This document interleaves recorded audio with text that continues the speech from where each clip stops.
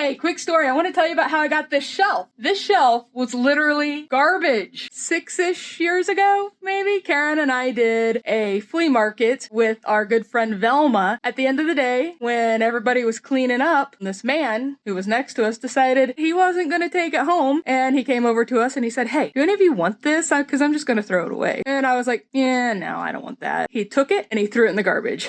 And as soon as that thing hit the garbage, it's like, well, that's just a shame. Why? Well, I think I may want it. Do you think I should get it? I don't know. Do you think maybe I should?